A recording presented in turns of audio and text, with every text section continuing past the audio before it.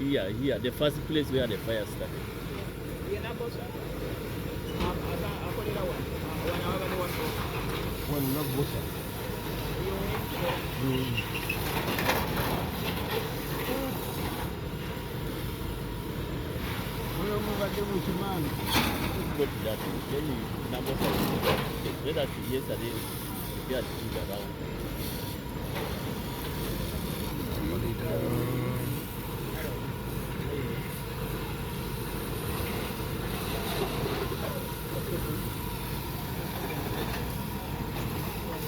Nabambula w'omuliro ono akutte kiro kya leero abatuuze nga beebase era nga kigambibwa nti abantu abakolera wano bonna terina omu amanyi kubanga n'amasimu gaabwe gonna tegaliiko. Landiroodi waabwe Muzeeyi Ssempala agezezaako okuba nga abakubirako ku masimu agamba nti agamu tegaliiko ate n'amala tebagakwata.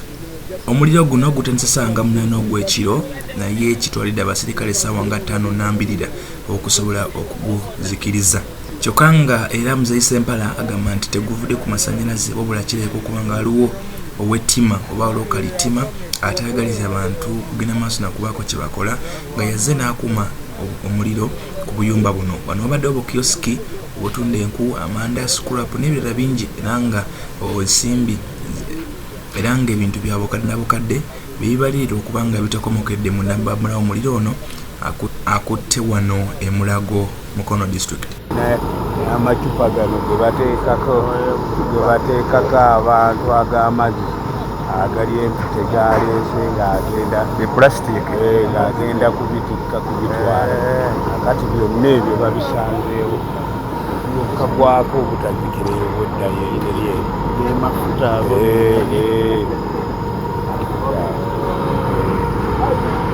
kale n'ebibaawo biri ebikutte kikulu bulyo ebyo amanda g'abantu gayidde enku.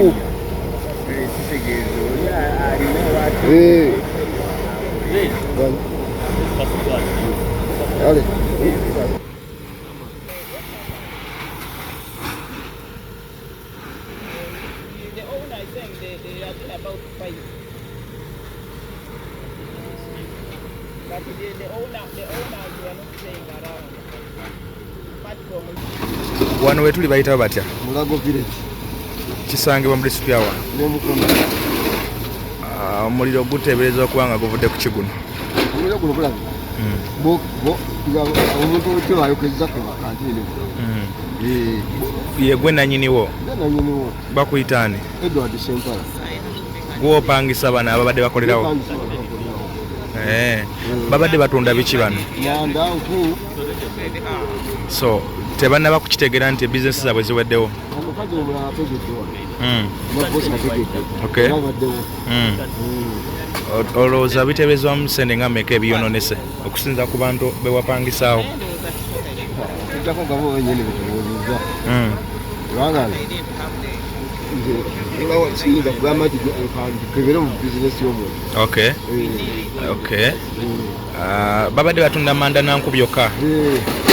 Tewali basulawo? Mu bukati tebasulamu. Okay.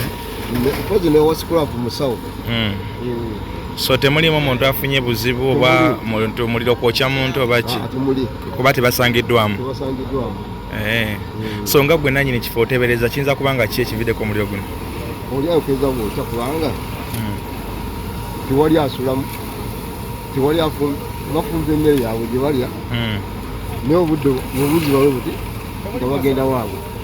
Ayinza okuba nga ettima alirinako ggwe Landiroodi oba kubakoleramu? Ate okuba nga agenda kubakoleramu kubanga singa mbadde nze wali badde wotyawo waliwo osula. So gali amayumba agali emanga mayumba go gonna? Amayumba gange. kati poliisi ekwanguyidde okutuuka okuzikiza omuliro. Eruddewo. Okay. Kale. Wali.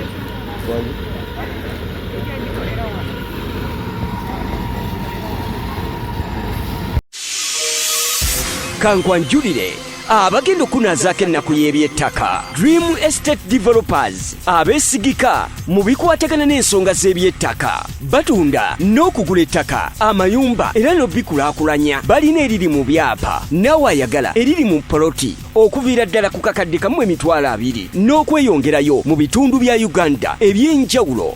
Ate gwe ayagala ery'ekyapa baviira ddala ku miliyoni 10. Ettaka lyonna lye batunda w'osasulira ekyapa kyo w'okifunira si byakulinda. Bakafulu nnyo mu by'okusaveeyinga ettaka. Ensonga z'ekyapa ky'okuzigobako ozikaluubiriza ne documents zonna ezikwatagana n'ebyettaka. Jangu mu ba Dream Estate Developers balina ploti mu bifo eby'enjawulo nga Kibiribiri, Mayangayanga, Bukeerere, Kasaayi, Kabembe ne Nakifuma, ate nga ziri kumpi n'ekkubo, ate era nga ziriko n'amazzi, amasanyalaze gatuuka mudda. Oli bweru ng'onoonya be weesigisa ssente okukolera ku by'ettaka eby'okuzimbira ejjumba, oyagala kugula ploti, beebano. Olina amayumba go ng'onoonya basobola okugakuddukanyiza mu ngeri y'okkuŋŋaanya ssente z'obupangisa, bano beesigika ba Dream Estate Developers. Olina ettaka ly'oyagala okwerula, ba Estate Developers zitrakita baziina. Mulina engeri gye mulemeddwa okukkanya mu nsonga z'ebyettaka, basange Bukeerere Katale oba bakubiri ku ssimu 0755 128